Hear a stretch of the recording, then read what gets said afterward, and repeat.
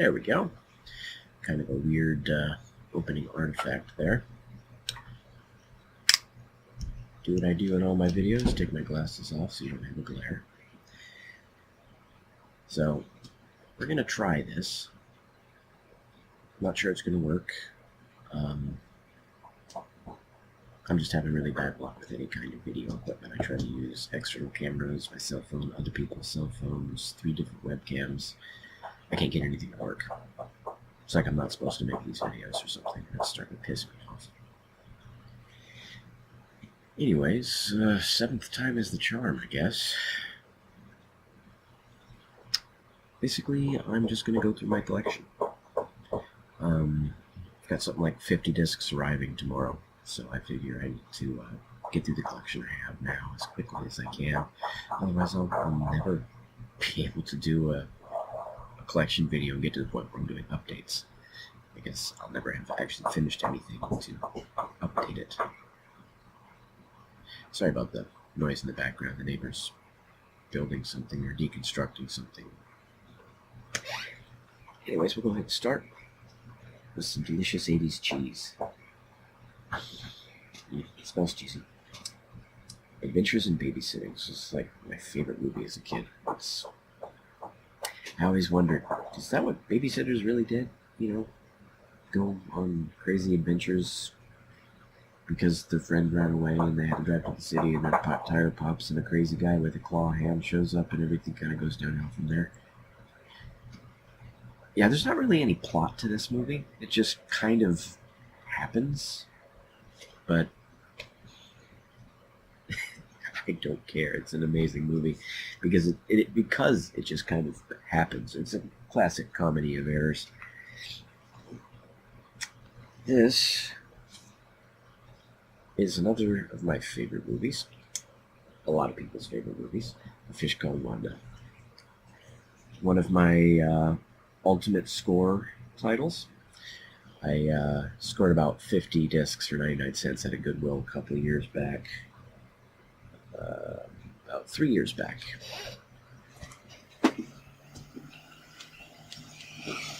But next on the list, Animal House. This one I paid a little bit more for, but you'll see a lot of Goodwill stickers. The majority of my collection has actually been acquired in the wild. 180 discs over the course of about 4 years. So I've been collecting for a long time. I stopped for about a year.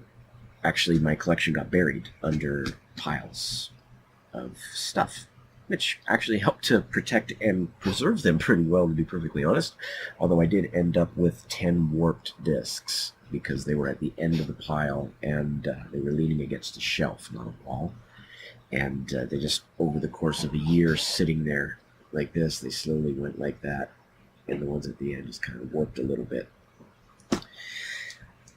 I currently have them in a big pile, and I ordered a special box set just to flatten these suckers. The Urusei Yatsura 1-10 box set from Animigo. That'll flatten those discs out just fine, you know. I think it's like 40 pounds by itself, 10 discs in one box set. It'll flatten them out just fine. Paid so much, I'm not ever going to tell anybody how much I paid for it. And I'm never going to be able to resell it. Not for how much I paid for it. That's going in my personal collection when it finally arrives. It's taking so long. Sad. Anyways, An American Tail. This one is actually one of the amazing 99-cent deals I got, although I very carefully peeled the sticker off because for half a second I was contemplating selling this. It is in such amazing shape. I actually prefer to have ratty copies in my personal collection because I don't care. I watch them. That's why I want them. I watch them. I won't watch a movie unless it's on Laserdisc. Well, I take that back. I have started to collect VHS again because I got my hands on an amazing Sylvania player that they look better than my Laserdiscs out of that player. Honestly. The resolution's lower, they're a little softer, but there's no noise at all. even old ratty multi-copied tapes look amazing on it. I mean, I'm going to have to hook it up to my video capture setup, which is across the way there, and actually capture some video to show you guys at some point just how amazing this player puts out. It's got a 19 micron four-head system in it. It's one of the last VHSs ever made, and it's tiny. It weighs like 6 ounces. I'm serious. It's pure plastic. There is a SoC inside of it that emulates 99% of the components that would normally be in a VHS, and the only mechanical parts in it is the freaking head and the motors to spin the disc, the tape. That's it.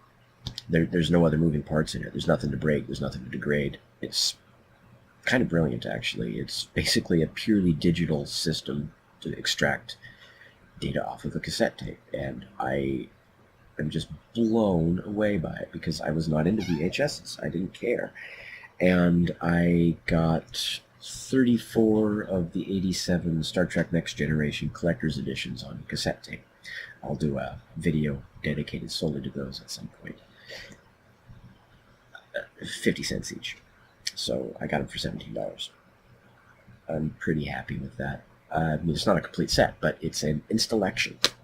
So I had to go out and get a VHS player, and they look amazing on it. And what's more is, in the same day that I got the VHS player, I found a ton of holy grails that I would like on Laserdisc, but I have them on VHS now until I find them on Laserdisc, because I just won't watch it if it's not on analog. I don't even really watch things on DVDs, unless that's the only format it's available in. I don't care for HD, really. It's nice, but I don't care. I don't need to see the zits on somebody's face. I actually kind of prefer watching things on an old analog TV because it softens things enough that you can't see those fine details. I'm a weird person. If I'm looking at a still image, I want it to be gorgeous and rock solid. If I'm looking at something moving, it doesn't really bother me if it's a little blurry. But yes, this amazing movie. Second favorite Don Bluth film. My favorite Don Bluth film on Laserdisc, simply because it's my favorite Don Bluth film that I have on Laserdisc. I've got Thumbelina, too, somewhere in the pile. The widescreen, oddly enough. As far as I know, it was actually a typical 4:3 aspect when it was made, but I could be wrong. This I absolutely adore. Walt Disney Christmas. It's just a collection of Christmas cartoons from Walt Disney. Let's see, we've got Once Upon a Winter Time, Santa's Workshop, The Night Before Christmas, Pluto's Christmas Tree on Ice, and Donald's Snow Fight. And I actually had this on VHS as a kid, and I loved it. And I don't know where the VHS is, because most of my VHSs have disappeared. I think my mom's been selling them on Amazon. Yeah, that's okay. I can actually go to the Goodwill and get them for much cheaper than she sold them for. My local Goodwill sells all tapes, 49 cents. Doesn't matter. It could be a sealed box set Faces edition of Star Wars. It'd be 49 cents. Yeah, I have a factory sealed Faces box set VHS Star Wars that I got for 49 cents. I'm not going to complain. I also have Star Trek II, The Wrath of Khan. It's factory sealed VHS too, 49 cents. Factory sealed Heavy Metal and factory sealed Bond movie. I forget which one off the top of my head. And then a bunch of VHS tapes that still had the factory wrap on them, but were sealed. Rocky Horror Picture Show, a bunch of old cartoons, which, thinking about, I want all of them. I just want all the old cartoons on VHS. I got a almost 2-year-old nephew. I just installed that awesome VHS player I was just referring to in the living room for him. But we'll get back to the Laserdiscs for now. I'll do separate videos on the VHSs. I've decided I'm doing a video store, so I have to acquire all types of video, but I'm going to do an obsolete format museum too. So I'm going to start collecting pristine pieces for that museum. Basically, my personal collection is going to be that museum. And once it's put in that, it's going to be cataloged and put in special packaging, and it's going to be preserved for future generations, hopefully. I want to create an entire museum dedicated to all of the principal formats, the formats that advanced video. You know, Laserdisc, obviously. Probably have CED Select Division in there just because of its esoteric nature, even though it didn't really advance video at all. It was an interesting dead end. But anyways, I'm getting off on a tangent. The Babe. John Goodman movie. Never seen it. So, first time I see it, it will be on Laserdisc. I love seeing things for the first time on Laserdisc. It's a John Goodman movie I haven't seen. It's weird. Ah, yes, this. This was given to me by a friend, and I just love it.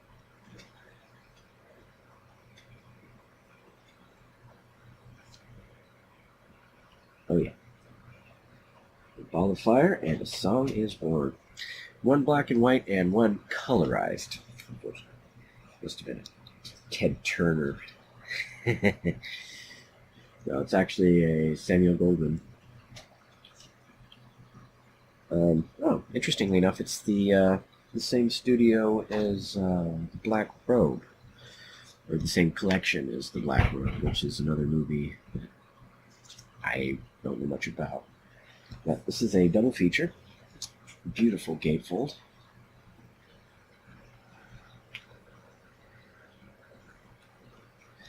And like I said, this was given to me by a friend.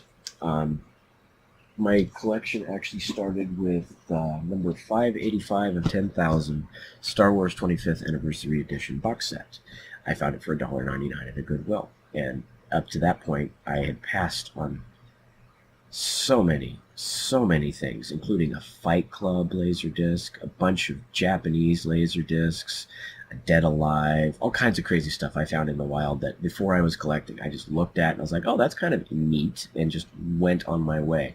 And it was the Star Trek that finally drew me in at $1.99. Most of those other ones, they kind of knew what they had, because like the Fight Club, they actually had $99 on that damn thing, so I wasn't going to buy it. And then, of course, you know, you go on eBay and they're selling for twice that.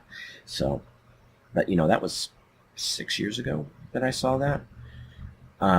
Best I could figure, somebody died, and because everything except for a couple were priced amazingly. But I only picked up Star Trek, and I kind of regret that a little bit. Although a couple months later, I went back and I got the legendary lot of $50 ones, $51 ones. But yeah, the one I regret the most, aside from Fight Club, because that's the one I regret the most, let's be honest, is probably the Tenchi Muyo and Love Laserdisc. I love anime, I love Laserdisc, and I love Tenchi Muyo. And I passed on it because I didn't have a Laserdisc player, and which is weird because I saw that about a month before I saw Star Trek. And I passed on it because I didn't have a player. I can't watch it, why would I bother with it? I didn't have a collector's mindset at that point yet. I mean, I had a collector's eye. I've always been able to identify things that are valuable to other people. Just, I don't generally put any value in it myself. It's just, I passed on it. And then the Star Trek was like, you know, I'm not going to pass on this again. I'll find a player. And I told my friend at work, hey, look what I found. I actually brought it into work and showed him. And the look on his face was like, I'm going to murder you. You know, kind of that jealousy. And then he just kind of flipped. And then the next day he walked into work with a nice but broken player. And, well, broken in the sense that it was a dual side, but it didn't flip properly. So, you know, I had to flip the discs. But it worked. Up until the point that I got frustrated with it and beat the hell out of it. And I managed to fix it again, but, you know, my disc got stuck, and I had to beat the side of the thing to get the disc to finally come out. I was wary of opening it at that point.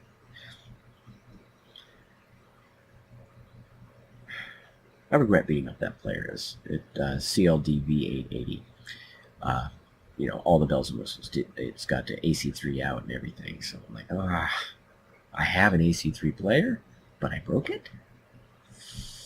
Anyways, my friend Adam actually decided to get out of Laserdiscs, and he gave me his other player, which is a CLD V820, a slightly older but still basically top of the line karaoke players. The V800 series was the top karaoke players. The video quality is amazing, and I can't even describe the audio.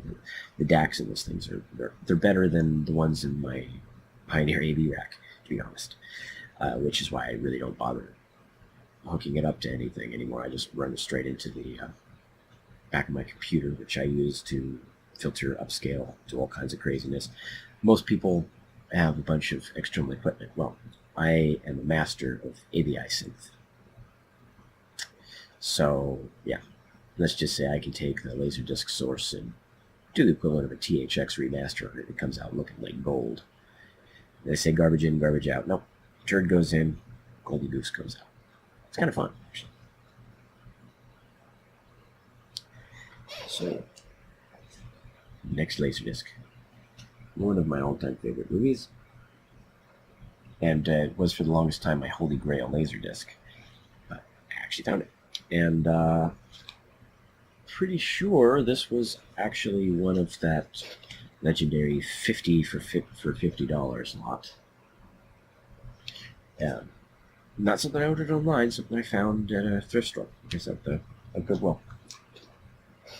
And the last in this particular pile for this particular video here is we're getting up on minutes and size. 13 gigabytes of captured video so far, so yeah, pretty big. Yeah, The Birds. My only Hitchcock movie so far. I plan on getting all of Alfred Hitchcock's movies. There'll be a bit of easy overlap there because I'm also planning on getting all the Criterion collection. There's a lot of Alfred Hitchcock on Criterion. But yeah, that pretty much does it for this video. I'll go ahead and stop here, edit the video, and yeah, I'm going to have to with how big this video has gotten. Anyways, yep, this is a good stopping point, I think. Thanks for watching.